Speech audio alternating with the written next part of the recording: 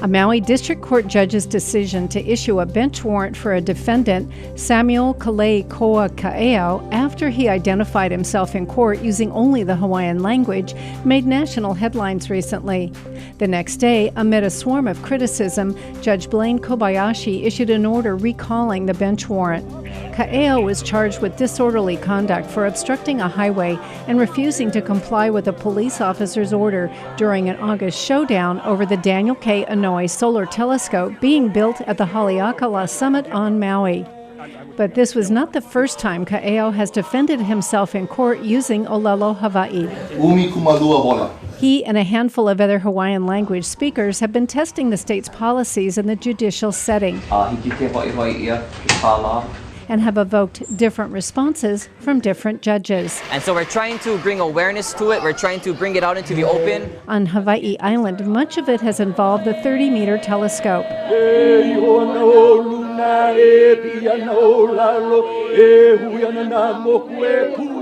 When Kaho'okahi Kanuha was arrested in April 2015 during a blockade against the TMT on Mauna Kea, he decided to defend himself the same way in court. I was going to expose the fact that these unlawful courts still fail to uphold their own laws.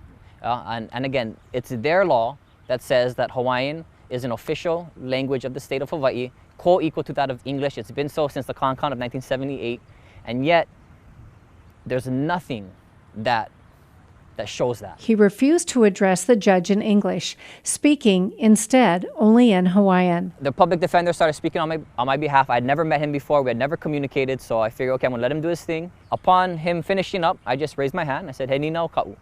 Yeah, and in Hawaiian, I asked her, why am I being forced to come to court 2 times just so you can tell me to come back? And I started with that. She told me she couldn't understand me and therefore I should go ahead and sit down. And then I proceeded to explain to her that the same unlawful constitution that empowers you to sit with power in this room as a judge is the same constitution that empowers me to stand here and speak in Hawaiian. So why are you not allowing me to do that? And I had other things to say as well. Obviously, she wasn't going to understand it, but I knew that there were 2 Hawaiian speakers in that room, not amongst our group, but within the bailiff as well as the sheriff. And so when she asked me to go and sit down, I refused to do so because I wanted a response. I wanted to be acknowledged. I didn't feel I had to speak English to be acknowledged. I should be able to speak Hawaiian, which is the first language of this land, a true language of this land, and an official language of the state of Hawaii. And I shouldn't be disregarded for that. And so when she asked me to sit down, I refused to do so. And one sheriff came and tried to usher me to the side. I stood my ground. And another one came up and told me, "Pono'oi nohoi lalo." Yeah, you need to go and sit down. And so that kind of reinforced my point that there are people within that courtroom that could easily serve as a translator if requested, or at least go ahead and ask for it. They don't have to accept that, but they can at least try and show an attempt to provide one. And then the bailiff as well, as I was taken to the side, he talked to me in Hawaiian. When I talked to him later in the day, we had a conversation solely in Hawaiian language. Kanuha says it's not the first time this has been done in court. But I know of one court case that it was provided, but it elongated the case and the process because of that. Nor is it the first time the issue has come up elsewhere. Representative Hano Hano. Mahalo ho'omaluolelo, ka ko'oloa. At the state capitol, for example, Puna's then House Representative Faye Hano Hano caused a stir when she chose to speak only in Hawaiian on the floor of the State House. Could you please translate for the members? Hano Hano, who was involved in other controversies at the time, flustered a few fellow lawmakers with her actions. I don't want to translate. Mahalo. Recess, subject to the call of the chair. Recess. Even though speaking one of Hawaii's 2 official languages was well within her rights. According to the Constitution, there are 2 official languages, English and Hawaiian, therefore no translation is needed. That was the prevailing legal authority 2 or 3 years ago. So, Mr. Speaker, I think you've sort of varied a little bit off course from that. It's just it's a further neglect of our rights and suppressing, the language and the culture and the people. It's continued, it hasn't stopped. And so again, I'm not sure how it's going to happen in the future. I was called back up to the stand later on that day, and Dexter stood next to me, and he formally made a motion to provide a translator for me, or an interpreter. And so again, I can understand what she's saying, yeah, because I can speak both official languages of the state. It's really them that needs an interpreter, and so we'll see if they provide that, and if not, then I'll just continue to expose the flaws of the system. Samuel Ka'eo joined Kanuha on Mauna Kea in June 2015, where another round of arrests took place. He appeared in a Waimea courtroom before Judge Barbara Takase, who worked with the defendants through the language barrier. Not guilty or innocent of the charges. So that's really, so we just set our pre-conference trial date, I guess in about 6 weeks. And then we'll begin, I guess, the real process heading towards trial eventually. I think what you'll find with we have a multiplicity of strategies, I think, going on. Everyone, in fact, who got arrested, I think, really didn't get arrested together. And so many of us have different reasons, in fact, they're arrested. In fact, you see some of the films, you'll see actually some of the people who were arrested really should not have been arrested in the first place. I mean, some were actually walking away when they were grabbed and taken into custody. Others, in fact, you'll find actually chose to make a stand. And so, depending on the reasoning or depending on the actual event, the kinds of defenses we'll be having will be from various natures. Yeah. We just set up a gathering, a ceremony to provide us with the best blessings and the best guidance from our akua and our ancestors to lead us down the best path, so we can do whatever is necessary as protectors of this place, to do whatever is necessary to protect Mauna Kea. Well, I think to best express the idea of aloha aina for us who have the ability to speak Hawaiian, even with the miseducation and genocidal, ethnocidal practices of the state of Hawaii themselves in the past, through the educational system. I'm probably one of the few percentages of Hawaiians that still have the ability to defend ourselves in the Hawaiian language. So we actually have a kuleana responsibility to make sure that we enable ourselves with the best tools to defend and protect ourselves. So I think the best way to express the ideas of aloha aina o ia'i'o as the kanaka maoli is through our olelo, makua hine. I'm fluent enough to defend myself, fluent enough to express myself as best I can in regards to the ideal of aloha aina, in regards to understanding our history, understanding our culture, understanding concepts in which we hopefully will be able to share and defend ourselves at the best that we can. And so, I look at also that it's really the court's responsibility, not my responsibility, but it's the court's responsibility that if they're going to prosecute me or persecute me, that they must be responsible. If a translator is needed, that they must be responsible to get a translator. How old are you, Mr. Kale? Kanaha, kumaiva. 49?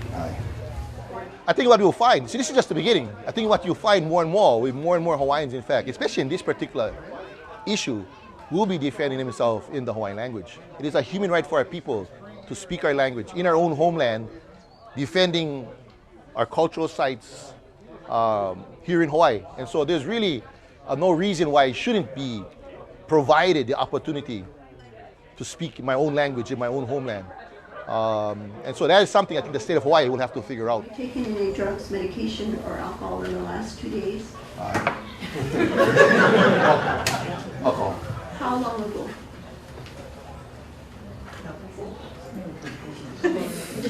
Umi kumalua hola.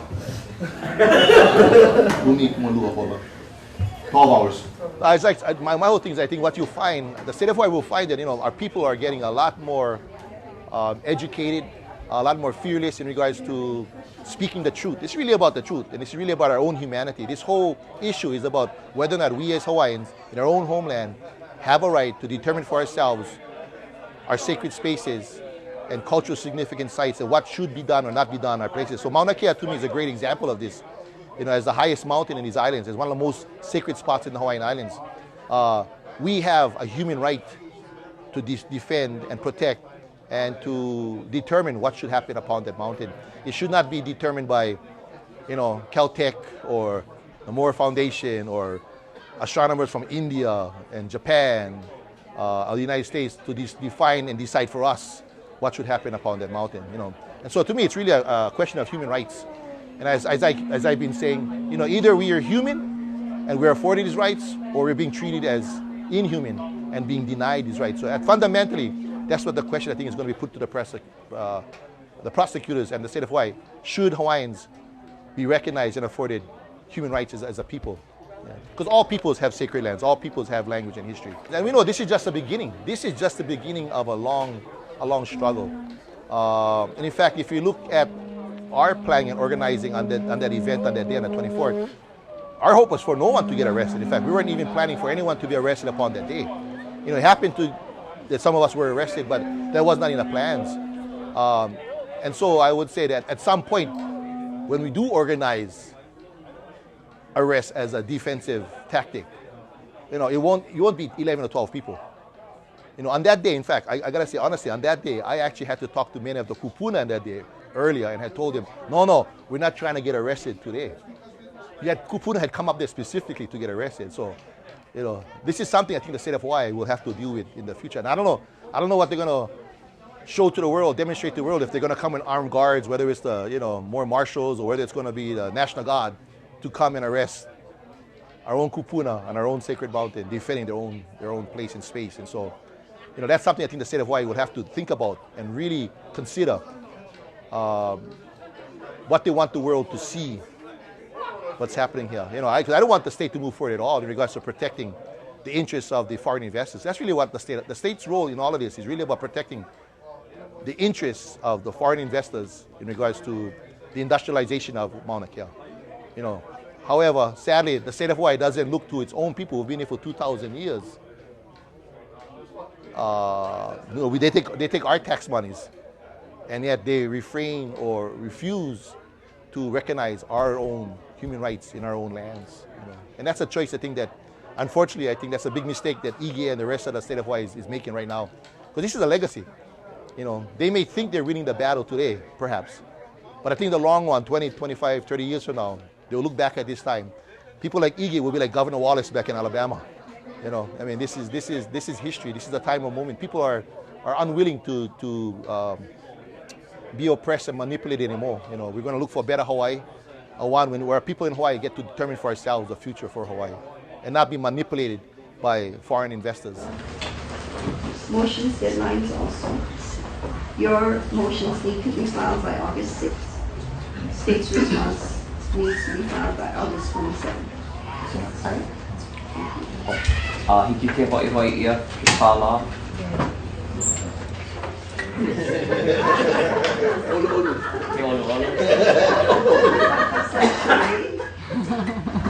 Are you asking me to refund your bail? Aye. What's the state's position? The state has no objection. There's nothing indicating he won't appear in court. All right, Mr. Kanuha, I will. January 8th, Kanuha was found not guilty at the 3rd Circuit District Court in Waimea. He reflected on the legal victory during an event in Kona held to foster the native language in schools.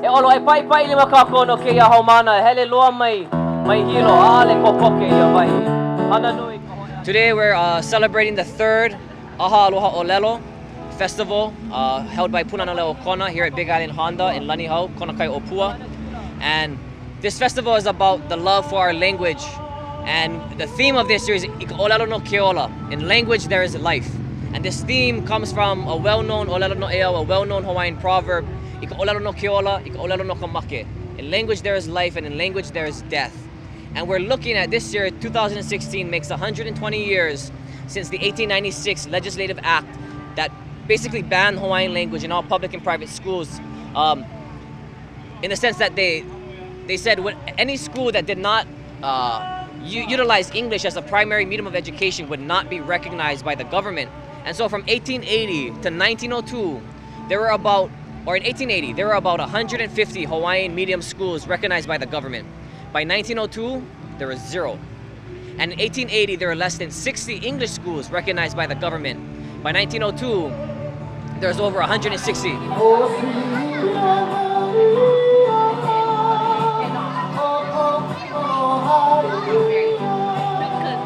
It was at that time that a lot of the social issues Hawaiians struggled through started to arise. So when we look at homelessness, when we look at obesity, when we look at drug rates, when we look at incarceration, when we look at the educational struggles, when we look at poverty and all of these issues that Hawaiians face, we didn't face these things prior to 1896.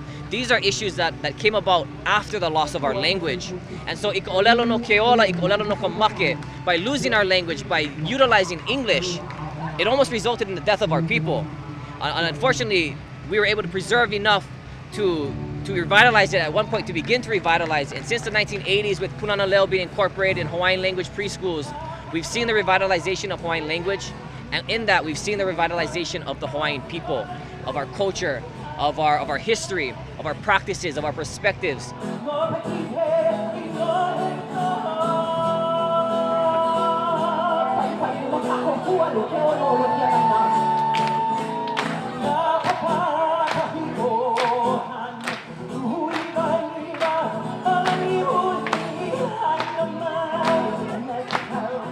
And so truly, this is about Ikaolelo no Keola. Through our language is really probably the only way that we will reclaim our rightful spot as a thriving people in our homeland.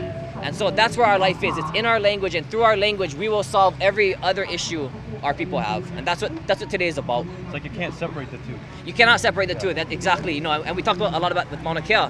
It's all one issue. And you know, and you look back in the 1800s, if you look at the governmental reports from the Minister of Public Instruction to the President of the Republic, it says in their government reports in 1896 that this will be the last time a government report ever has a mention about Hawaiian medium schools. The schools are gone, they're disappearing, and they will never appear in a governmental report again. And that was their perspective, that was their hope, and they knew that through taking away our language and forcing us to speak theirs, they would take away our identity and force us to try to claim theirs, knowing that we can't, and we just be a lost people. And that's the status of our people for the last 100 years. But this language is really, the revitalization of our language is truly revitalizing our people, and we can see it with the kids. They stand up there proud to say their speech, proud to share their mo'oko'ohau, proud to dance, proud to chant. And those are things that we didn't see in children perhaps 20, 30 years ago, maybe even 10 years ago. So it's definitely all connected, but it's about undoing those efforts, these systematical governmental efforts to really denationalize and Americanize us. And speaking Hawaiian language is resistance. Just like protesting on a mountain, or just like protesting na Iapuni or Ho'opili. Every time we speak our language, every time I refuse to speak English, that's a sign of resistance. Navahine o kapuna na leo. Pai lima kakono na makuahine o kapuna na leo o kona. He maukumu makekulo ehunui kai malino, yeah? These three wahine, not only parents at Punana Leo Kona, also teachers at our Hawaiian Immersion School up the road. Mahalo ya oko, pai lima kako.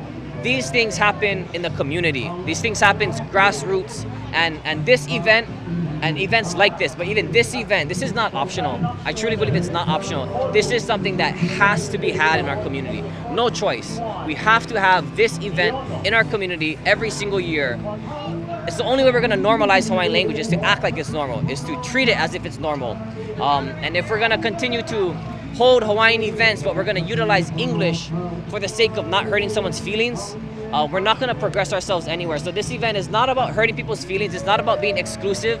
It's about providing our speakers a venue where they can come and enjoy a family day, enjoy a normal day in their normal language.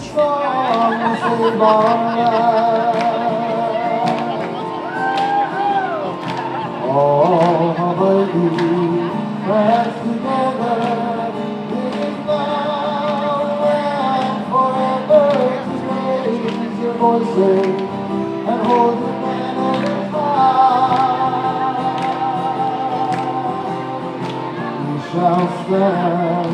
You can only suppress the truth for so long. You know, and we see that with the status of Hawaii.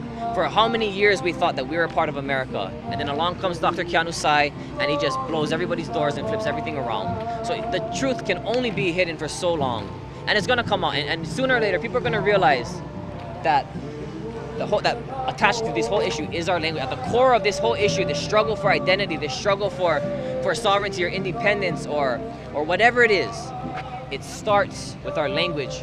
It continues with our language and it ends with our language. And that is the source of it all. The language is that binding cord that holds the hook to the fishing line. The language is that binding cord of our identity. And that I believe to be so true. And we're seeing the truth of that through the revitalization of our language and all the effects that it has. Oh,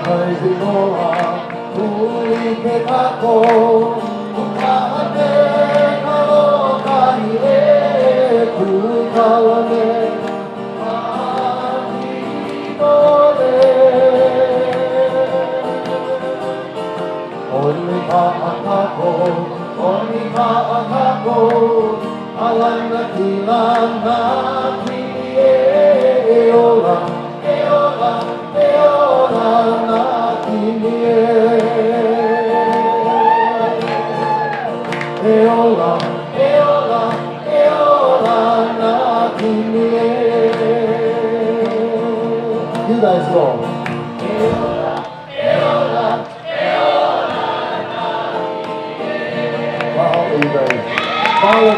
But during the TMT contested case hearing in December 2016, Kanuha ran into more interpretation trouble with hearing officer Ricky May Amano. Mr. Kanuha, I'm going to ask you to, if you want it to be recorded, the Hawaiian words that you used in your questioning, if you could write it down and give it to our court reporter, she can put it into the transcript.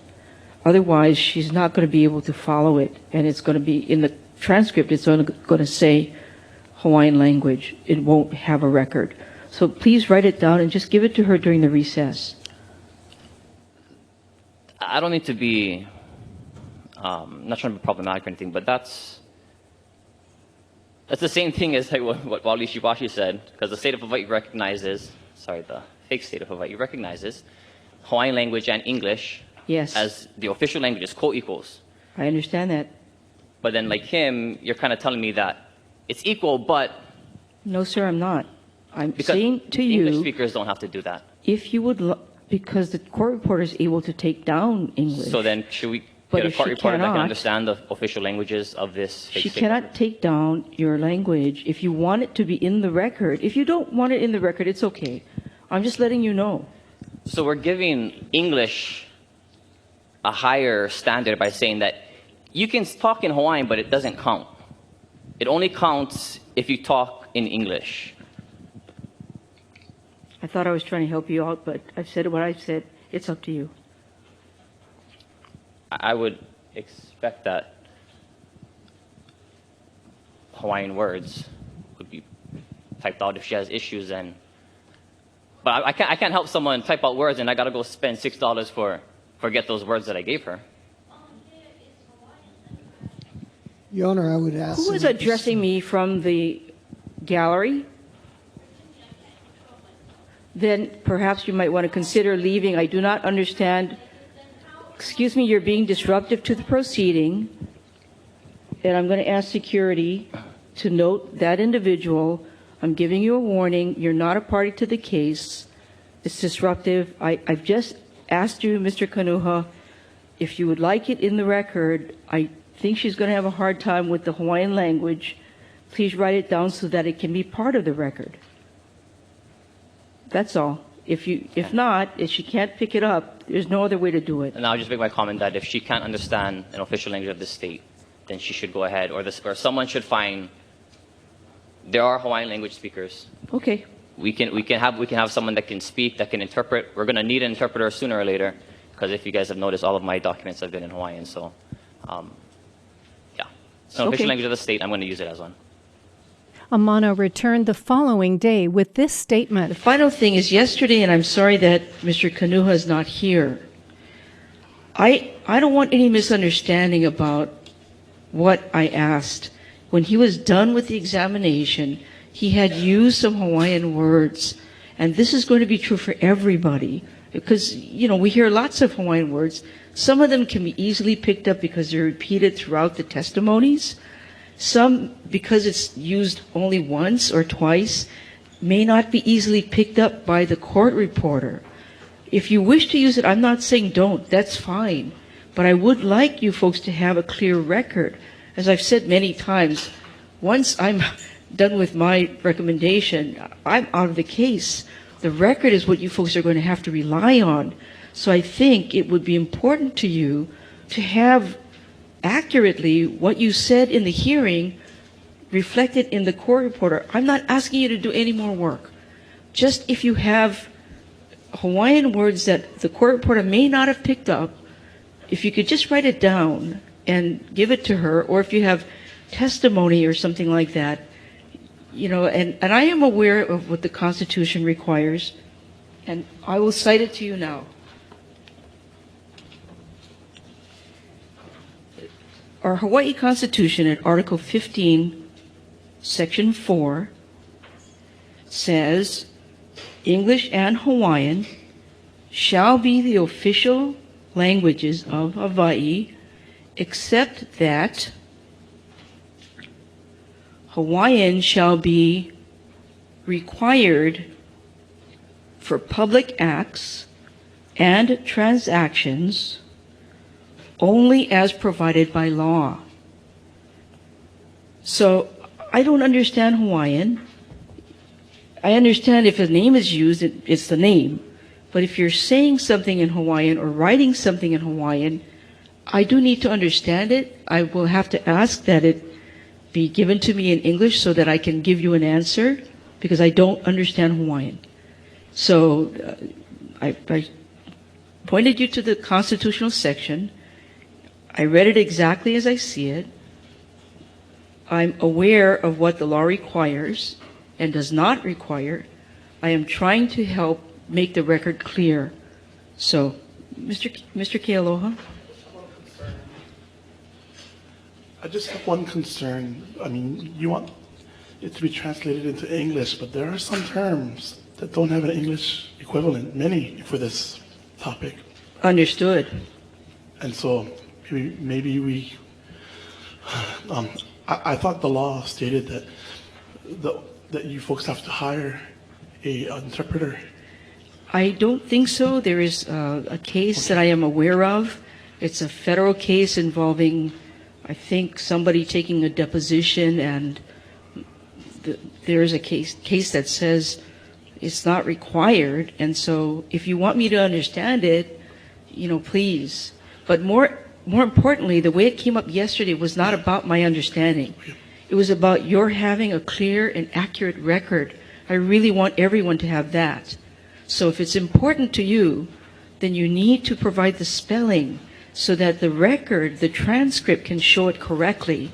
If not, the court reporter, when she goes back over her transcript, will just say, you might say Hawaiian language used, but that's going to be it. So I invite you to please,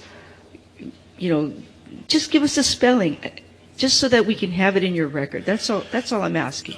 It's just been hard to keep up. I mean, this is a Hawaiian topic, and I just I'll try my best, but for myself, I can speak. I'm not criticizing anybody. I'm hoping that I'm helping, because I don't want you to be surprised later on. And so I'm letting you know that, that's what's happened. And there are a couple of documents in Hawaiian which I'm going to have to deal with when I get through the documents library. Well, so thank you, Mr. Kealoha. I just want to put it on the record that it's very hard to do as a pro se, but thank you very much. As a result of the recent incident on Maui, the state judiciary clarified that it will, quote, provide or permit qualified Hawaiian language interpreters to the extent reasonably possible when parties in courtroom proceedings choose to express themselves through the Hawaiian language. And at the state legislature, a proposed Senate bill, SB 2687, requires courts to provide Hawaiian language translation services upon request of any party to a proceeding.